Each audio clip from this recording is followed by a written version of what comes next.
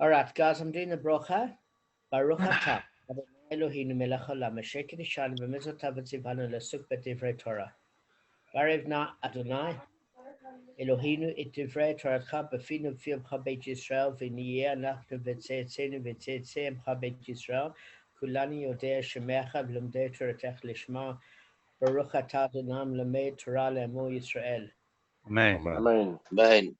Baruch atah Adonai Eloheinu melech haolam asher b'cha banu mikol hamim v'natan lanu Torato Baruch atah Adonai notenu Torah.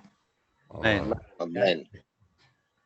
And then I just wanted to, for 2 seconds, just share an idea that Rabbi Cohen had, because the Mishnah Berurah Shir seems to be on the Bainim Zmanim sabbatical for these 8 days. So that's why we haven't had any of that, is that it says in Mishlei, which is Proverbs, it talks about human beings has 2 basic problems within his Yetzer Hara. He's got something called an internal desire.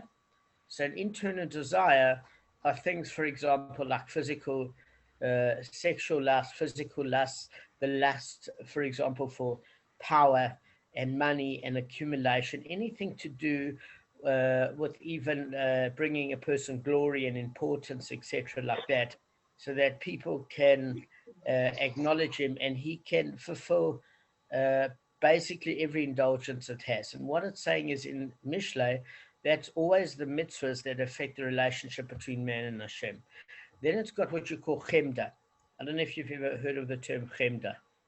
Any of you guys? No. Chemdat Yamim.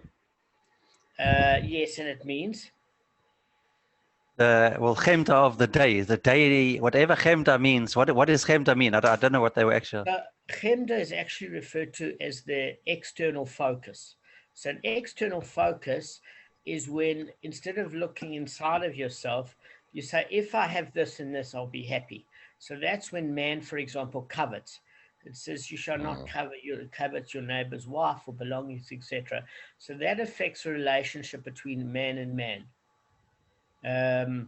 Meaning any relationship of the mitzvah. So we've got 3 relationships. One between ourselves, in other words, our internal thermostat of how we're doing and how we're viewing ourselves. The other one is between mankind and mankind. And the third one is between man and Hashem. Interestingly enough, while we're dealing with this issue on Yom Kippur, is Hashem is more readily available to forgive us between the sins between us and him. In other words, if our observance, I'm not recommending not to be observant, but the one you've got to be scrupulous about is the sins between man and man. Meaning, if you're doing everything right and you're shocheling 3 times a day and you're davening and you're eating kosher food, but everybody hates you, it's not going to help you on Yom Kippur past a certain point, believe me. So what's more important is somebody that can actually has worked on the middle, the characters, to the extent that they function well with other people. So, I mean, I remember learning this with Arthur years ago. There was Jack Canfield, who made a lot of money writing with Mark Hansen, Chicken Soup for the Soul, and eventually came out with his own biography. He was a teacher, and he wrote a simple mathematical formula. He said that Einstein's formula is E equals mc squared. And his formula is E plus R equals O. Event plus response equals outcome. So according to Judaism, there's 2 schools of thought. The one is that we actually have free choice in the sense that we can affect our destiny to a large degree. And another school of thought that says a lot of the things that happen to us are tikkun corrections from previous lifetimes. Meaning some people battle with parnasa their whole lives, or at least certain portions of their life, much more than others. And you notice many other people are just as smart or even more stupid than you. And yet you find somebody as thick as 2 planks that seems to have an easy living, and somebody that's extremely smart that really battles financially very well. So, and you have other cases that have been blessed with good shidduchim at 20. They met their beshed, it worked out, the parents were happy, everything worked out aces. And other people in their mid-40s or early 50s that it just hasn't worked, or they're on their first divorce, or they haven't met anybody. And somebody says to you, Oh, the problem with you is you're too fussy. But unfortunately, anybody gives that sort of advice. It's the same sort of advice that gives to somebody at a Shabbos table when somebody's doing badly. He says, you know what the secret is to wealth? Invest in property, buy the property and rent it out. I mean, the same idiotic people that give those two pieces of advice. Obviously, if a poor person had money, nobody's stupid. They know they can buy property, rent it out, get revenue. But the same people that give these two stretches of advice have no sensitivity because things have worked out well for them. And the reality is that some of it is in the realm of control and some is not. What happens if somebody gets frontal temporal lobe dementia or cancer? Because as you get older, you realize that you heard all these motivational talks in your 20s that you're going to change the world or whatever. And by the time you hit your 50s, you feel lucky if you can get out of bed without feeling like you got hit by a train. So with respect, the one thing that you can't control is your response. So when things are not going well, your outcome can change by response, meaning you know how to deal with other people and your emotional EQ. You don't blow your temper when in fact, by all rights, you should. And your response is you put in 100% effort all the time and not resign yourself to the fact that, oh, this is my fate or this is my destiny. But why I'm saying that event plus response equals outcome is even if the outcome doesn't change in this world, the outcome changes in Shemayim. Because the bottom line is whatever we're doing in this world, the outcome based is based on effort and not necessarily a physical change you can see in the world. One of the reasons for learning Torah is because and attending a shir, not everybody will gain every aspect of a Gemara shir. You might chap 20%, you might chap 80%. Depends on the topic, it depends how much sleep you've had. But the main thing is attending an effort. And when you put in the effort, that's what Hashem's looking for, to just put in your 100% effort to do the best you can with your capacity. So I just wanted to, this is some of the things I've been discussing with Rabbi Cohen, because he often talks about Mishle in the beginning of his Gemara shir. And I thought it just might be a new addition that we just put in every once in a while. All right, guys, we're going to start with the Gemara. I hope this helps you. So just and how we basically left off the Gemara, just as a matter of interest, is that we were discussing this principle of a Dayyo coming from the word Daryenu, which means Daryenu means it's enough, as we learned from the Pesach Haggadah. So the term "it is sufficient" is a Dayyo. It's a limiting principle, whereas a Kal VaChomer means even more so. It's a fortiori argument. So I just want to explain to you what this is talking about in 18b2, and then from there, I'll explain to you how it applies. So it says, it was talking about this case about Rabbi Tarfon, who says there's full damages for carrying tam on the premises of the damaged party. And it asked, did you hear about him that he limits those full damages to the payment of the body of the animal? Because this is a new concept. It's the first time we've heard about how he limits it to the body of an animal. We thought maybe it's full payment from choice property. This is Rabbi Tarfon. And the Gemara answers, yes, it can be shown that, can you put your mic off? Okay. Sorry, I can hear Adina and the kids in the background, no problems. So basically, it says, yes, it can be shown that Rabbi Tarfon limits the full damages to payment from the animal's body as follows, right? So it says, where do we derive, okay, let's be more specific. Where does Rabbi Tarfon derive that Keren Tam pays full damages in the damaged party's yard? It's actually through a Kal VaChomer from the law of Keren Tam in the public domain. So I just want to explain to you what this actually means and how he did derive it. Okay, it's in the 24th Mishnah, 24b to 25a. So basically, Rabbi Tarfon has a source of the Kal VaChomer. Okay, so let me just tell you the logic as follows. It's known that one pays half damage for Keren Tam in the public domain. Is that correct, guys? According to even Rabbi Tarfon and all the rabbis. yes. Mm-hmm. Okay, anybody dispute that? For a time act of Keren, there is half payment damages in the public domain. Everybody agrees, yes.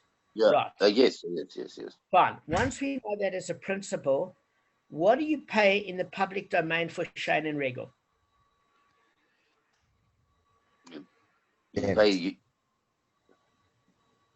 for Shane and Regal. Yes, for Shane Nothing. and Regal. Either half or Nothing. nothing. There's no half. There's nothing. There's never a Nothing, half. because it's the normal way they operate, the way they walk, or the way they function. So it's Yes, exactly. Kevin is right. There is exemption in the public domain for Shane and Regal. That's one of the unique features. By the way, Kevin brought up a good point. The word Regal is known as common damage. Common, it's the most common. Why? It's even more common than Shane. Even though an animal from time to time likes to roll in a haystack or eat or whatever the case may be, Regal is the most common damage. Why? Because every time the animal moves, it could do damage. And since it's normal for an animal to move its body, there can't be any more common damage than that. Is that right? Now, Rabbi Khan said something interesting. You know the English word regular? yeah. Gee. Think about this, Michael. The English word regular means what? If it happens regularly, it happens what? Commonly, right? If you say, I regularly get up at this time, it means it's common for me. It's not unusual. So the word regal, which is common damage, and the English or Latin word regular comes from that concept. Interesting. I just thought I'd tell you. Quite interesting. It's very interesting. Thank you. Okay, Art, if your kids aren't in the background, it'd be lovely to hear from you. It's just that they... No, I'm here. I'll take it off mute. Okay. I'll change headphones in. All right. So basically, this is how the Kal VaChomer works. If we say that one pays nothing for Shane and Regal in the public domain, okay, and for a Keren Tam you pay half payment damages, right? Then we learn the halacha that you pay full damages muad for Shane and Regal in the damaged party's yard. Is that correct, guys? Yep. So therefore, listen how the Kal VaChomer works. It's very clever. If you pay nothing in the public domain for Shane and Regal, and in the damaged party's yard, you pay full damages, then when you pay half damages for Keren Tam in the public domain, surely then you also pay full damages for Keren Tam in the damaged party's yard. But yes, you'd think so. Yes. It's logic, isn't it? It appears that way, yeah.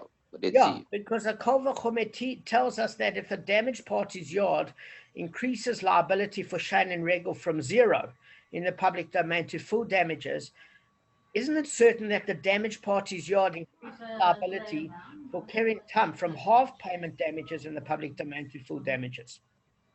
Yeah. Guys, what do you think? Does that Kal VaChomer make sense to you according to Rabbi Taf? Yeah. Kevin, can I explain it again? Yeah. Just my mind wasn't. So I switched off for about 30 seconds. Okay.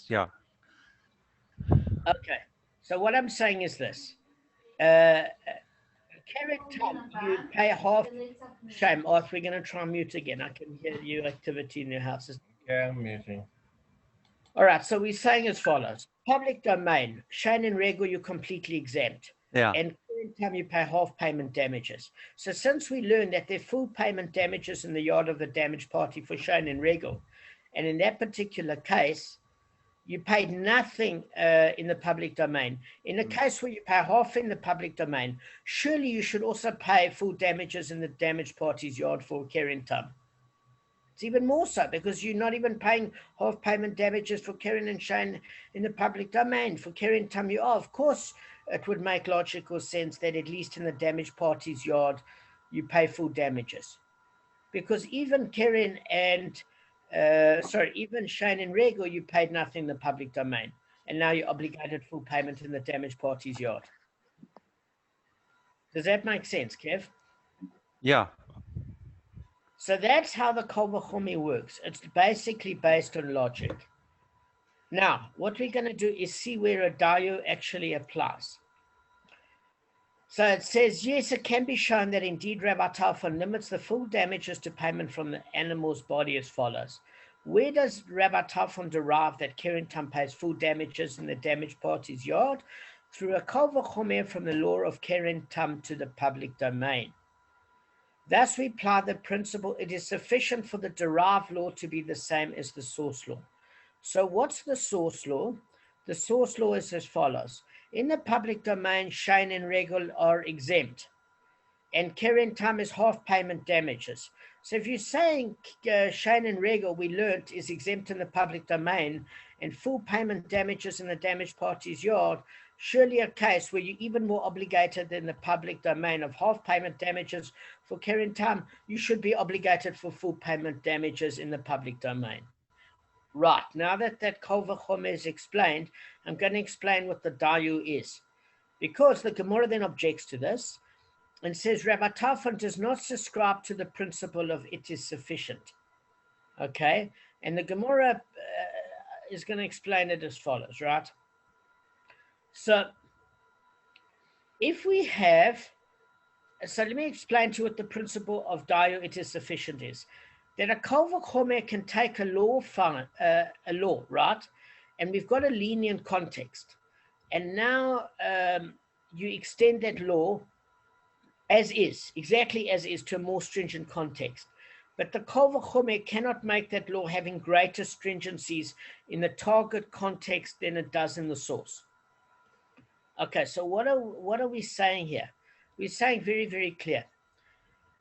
You can't say, if you're making a Kal VaChomer, that you're saying there's half payment in the public domain for Keren Tam, and since there's no payment for Shein and Regel, and in the damaged party's yard there's full payment, even if you want to say even more so when there's half payment for Keren Tam, where there was no payment for Shein and Regel, you have to pay full damages in the damaged party's yard. The Dayyo comes to limit it. How does it come to limit it?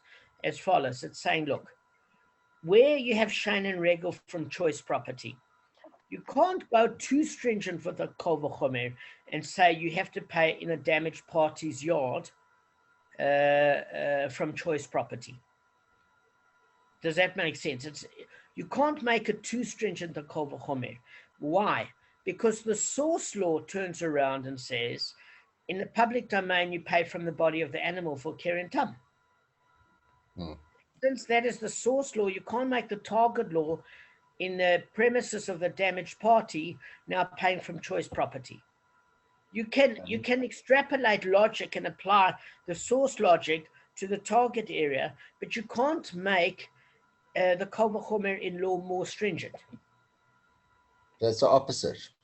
Yes, so Dayyo comes to restrain it and say, just like in the public domain, you were limited with Keren Tam for damages from the body of the animal, so too in the damaged party's yard. Even if we can logically deduce that they're full payment damages, it still has that restraint, the Dayyo, that of saying that you pay from the body of the damaging animal. So what it does is it comes to almost restrain in the Kal VaChomer, where the Kal VaChomer can't turn around and say, listen, in the public domain, you paid from the body of the animal. Now, all of a sudden, when you are in the damaged party's yard, you're now having to pay from choice property, because we can't deduce that from the source law. The source law only says we pay from for Keren Tam on the damaging animal's body. Does that make sense? So even though we can say, look, we've looked at Shein and we've looked at Regel, and you owed nothing in the public domain, and it turns around and says in the damaged party's yard there's full payment damage, and in the case of a Keren Tam, you pay half the amount for damages in the public domain. So therefore, for sure, in the damaged party's yard, you pay full payment. But the Dayyo comes to limit it and say it's not like Shein and Regel where you pay from choice property. Because in the source context, you paid that half damages in the public domain from the body of the animal. And therefore, the Dayyo says, listen, we're restraining the Kal VaChomer, and in the damaged party's yard, even though you pay for full damages, you pay from the body of the damaging animal. That's what the Dayyo comes to do. Does that make sense? Yep. Okay. You might have to re-listen to the shir. I don't want to hack this issue to death. We've got some ground to cover. So, what it's saying,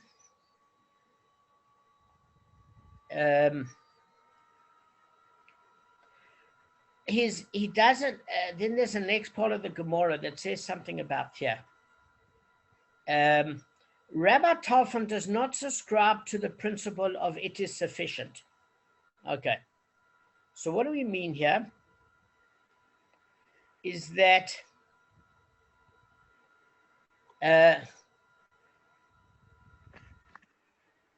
if he did subscribe to Dayyo completely, then we couldn't use the Kal VaChomer at all to expand the half damages of the public domain to full damages in the damaged party's yard.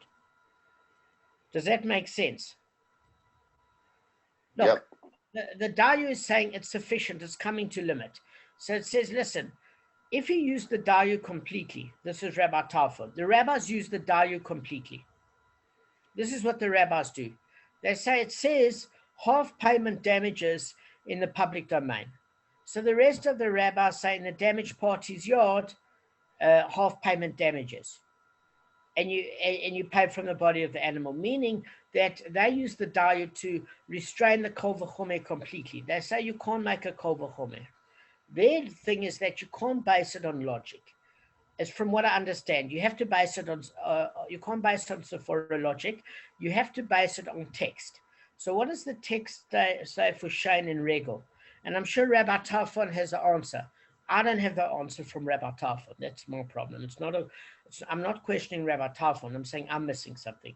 Because the pasuk turns around and says, if he sends his animal in the field and in another and it consumes, meaning that pasuk talks about the field or the yard of the damaged party where the animal walks in it or it consumes and eats, then he must pay full damages, which therefore implies that a Dayyo is limited. A Dayyo is limited, which saying if you're obligated in the damaged party's yard, then the Dayyo comes to exempt in the public domain for Shane and Regel. It says it doesn't mention anything in the public domain where animals have the right to be. And since animals have the right to be there, the Dayyo restrains and says, it says in the pasuk, in the field of another. So therefore, in the damaged party's yard, you owe full payment from choice property, but in the public domain, it doesn't belong to one person in the field of another. It's public. Therefore, you exempt. So the Dayyo is applied by the rabbis in the public domain, even Rabbi Tarfon. But what I'm saying is the rabbis say that the Dayyo nullifies the Kal VaChomer completely in case of the Keren Tam, because it says when the animal is tame and damages in the public domain, you have half payment damages. The Dayyo then says in the damaged party's yard, you also pay half damages from the body of the animal. So they use the Dayyo completely, which restrains the Kal VaChomer. What Rabbi Tarfon is doing is only using half the Dayyo. How is he using half the Dayyo? Because he's saying the Kal VaChomer applies as follows, is that just like with Shane and Regel, you exempt in the public domain, but in the damaged party's yard, you pay full payment. What happens is Rabbi Tarfon says in the case of Keren Tam, where you have to pay half payment damage in the public domain, you certainly have to pay by logic full payment damages in the damaged party's yard. But he uses the Dayyo partially and says, but listen, in the source part of the halacha, it's from the body of the animal. Therefore, in the damaged party's yard, we can't say from choice property. We haven't come to increase the stringency. And therefore, you still pay from the body of the damaging animal. So the Dayyo is used as half a principle by Rabbi Tarfon, not completely. Otherwise, it would nullify the Kal VaChomer completely. Any questions, Gab? Dan, can I ask you, I don't know if I'm thinking correctly, but is the whole problem that is that when you've got the situation of Keren and half damages in the public domain from the animal's body, you can't, and you jump to a situation of taking choice property in the private domain, full, full, the two things aren't the same. It should, you're saying in a sense that you're jumping from half a body to like the superior land. So therefore, that's where the problem lies, and therefore you can deduce from that everything falls apart, and therefore you can use things. Yes, That's right. Michael's saying exactly right. You can extrapolate the logic where you can apply the Kal VaChomer according to Rabbi Talmud and say, listen, for Keren and Shane, you owed nothing in the public domain. In a damaged party's yard, full payment. Keren Tamwa, you at least owe half in the public domain. Even more so, you should at least pay full damages in the damaged party's yard by use of that logical deduction of even more so. But it falls apart, as Michael says, when you say from choice property. The reason it falls apart is very simple. Is that the Gemara and Torah says nothing about from choice property for Keren Tam. It only talks about from an ox for an ox. Replace. Yes, in other words, it says in the Chumash, an ox for an ox, meaning you pay the body of the damaging, the attacking animal that damages the damaged animal with an ox for an ox. So you can't say from the body of the damaging animal, which is the basis of the goring, and then all of a sudden say choice property, because the source law gets obliterated, and then the logical deduction doesn't make any sense because you've changed it too much. That's number one. So Michael's spot on. The other problem that the rabbis might have, it's just my view, is that there's a pasuk that says that you exempt from, you're obligated for Shane and Rego in the public domain, because it says if you send your animal forth and it consumes in the field of another, meaning it's a damaged party's yard in the field of another person that owns it.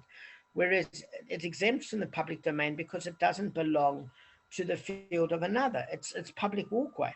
And therefore, the one problem that they might have with Rabbi Talmud is they might say to Rabbi Talmud as follows, is that we learned, and I'll give you a proof now quickly, that a Kal VaChomer can't, the logic of even more so cannot override or trump. I don't want to use that word. The next thing this year is going to be banned by YouTube. So let's use it. It cannot override scriptural source. Logic can never override scriptural source, which means if there's a scriptural source for Shane and Regel being obligated in the damaged party's yard for full payment damage, you can't necessarily, according to the rabbis, use a Kal VaChomer, because Keren has no such part of the pasuk in a damaged party's yard. So the pasuk itself is, I wouldn't say ambiguous. It doesn't specify if it's the public domain or the private domain. So therefore, the rabbis would probably say that you can't apply the Kal VaChomer there as a general principle for them, simply because there's no specificity in terms of where the damage occurred. So you can't say there's half payment damages in the public domain, and now you want to compare it to Shane and Regel, where there's a pasuk that talks about full payment damages in the damaged party's yard and apply it to Keren, because there's no such particular mention of where the damage has to take place in the case of Keren. It's only in the case of Shane and Regel. So they wouldn't hold by that Kal VaChomer logic, because they say the scriptural source is the basis on which we base things, even trumping a logical deduction. Does that make sense, guys? Now, I'm not saying Rabbi Talmud doesn't have the correct solution. I'm saying I can't find it in the Schottenstein. But that's what I think the rabbi's problem, in my humble opinion, would be of the Kal VaChomer. Because no, it makes sense what you're saying. So it's just from what I can deduce that the general opinion would have that particular sort of problem. Okay. So we've learned that the Dayyo does it. What happens is the rabbis use the Dayyo and nullify the Kal VaChomer completely. Why? Because they're saying, listen, it's sufficient, whatever's mentioned in the pasuk, and we're not going to add a Kal VaChomer of logic. Now, just one thing I want to end off with, even if we don't finish be, because this principle was very important to explain. The one thing I wanted to explain to you is when a case where Kal VaChomer can't work. Let me give you a case. There's a case in Makot called Eidim Zomamim, conspiring false witnesses. It's not a witnesses that made a mistake in their testimony. These are witnesses that lied to convict an innocent person. That's why they're not called false witnesses as in making a lie or false statement. Sometimes a witness, I'll give you an example. A husband's having an infidelity of his wife or some sexy girl, and he doesn't want to say he's been at this place in this time, because they'd say, what is he doing at 3 o'clock in the morning playing Scrabble with his secretary? Something's very wrong here. So he doesn't want to admit he's been witness to homicide in the apartment next door of the hotel, because he doesn't want to be caught on his indiscretion of having adultery. Now, that's not called a conspiring witnesses. That's being caught in a very invidious position, having to give testimony, explaining what sort of work was that important that it required a 3 o'clock in the morning meeting in the hotel with your secretary. You know, you weren't dealing with national security where you had to have this urgent convening meeting. So that's what you call an awkward witness. That's not what we call a conspiring witness. A conspiring witness is they have it in for the innocent person and they're going to convict him for their own motives, and they lie about what transpired. A second group of witnesses come and say, listen, that first group of witnesses couldn't see him do that crime in Johannesburg because they went on holiday with us in Cape Town. And when the second witnesses come to testify against the first set of witnesses that says the first set of witnesses are lying, what happens is in particular case, the first set of witnesses, they get punished in the same way that they intended to punish the innocent victim. Okay. Now, if we're saying, it uses the term, what he tried to do to his brother, and we learned that the word to do in speech, Hashem refers to it as an act, Eidim Zomamim, even though it's speech. So he said what he tried to do to his brother, and therefore that speech is obviously punishable. We went through the whole thing of it's a knas, a penalty or mammon, etc. But the bottom line is, if two witnesses were trying to convict an innocent person to the death penalty, and they were caught during the trial, in that case, they get the death penalty, right? Because they've defeated the ends of justice and they were caught out. Now, what we're saying is, if the conspiring witnesses tried to get somebody put to death and they themselves were caught out in the trial and they were put to death on trying to put somebody to death, surely after the trial, if it's caught that the Eidim Zomamim put somebody to death innocently, that the Eidim Zomamim should be put to death. Because here they put to death during the trial, even though the person that they tried to accuse wasn't even put to death. In other words, their punishment was greater. We actually carry out the death penalty on the false witnesses who tried to put that person to death, or if it was a case that they tried to cost him money, we put the false witnesses to cost them that money, even though they were caught up before they cost this person money. So the Kal VaChomer logic would say, if they only tried to do it to this innocent person and weren't successful, and we applied what witnesses tried to do to this innocent person was done to them during the trial, surely after the trial, when that innocent person actually lost his life with the death penalty or had to pay the payment or had to get makod, we should do that to the conspiring witnesses. So that would be the Kal VaChomer. If we mete out punishment to the conspiring witnesses when they attempted to do this to the innocent victim and they hadn't done it yet, even more so it would seem that if they actually were successful against the innocent victim, we should apply the same reciprocal punishment. And the answer is no. So there we learn that scriptural source is overpowering to Sphora logic, because the logic would tell you that they definitely, if they tried to do the punishment and got the reciprocal punishment, then even more so when the punishment of their false testimony was successful, they should get the same punishment. But we learn no, and the reason why we learned no is that they don't get exonerated by having the same punishment done to them as a kapora in the next world where they've paid their price, because Hashem will punish them fully in the next world without any sort of restitution or kapora in this world, because they defeated the end of justice. They corrupted the Sanhedrin and the Beis Din. They try to get an innocent man and convicted. So they turn around and say, listen, the Kal VaChomer doesn't apply here, because now there's no mercy. They think they got away with it and there's a mercy. But in fact, somebody that does a prison sentence is paying for their punishment in this world, so they don't pay for it in the next world. And since they've got no way to pay, opportunity to pay for it in this world, because that reciprocal punishment doesn't occur, I wouldn't want to be them in the next world, where they've got no sort of way to excuse their punishment in this world through suffering, by having the same crime done to them that they accused others. So this is where the Kal VaChomer doesn't work. Guys, I wish you a good Shabbos. I hope this all makes sense.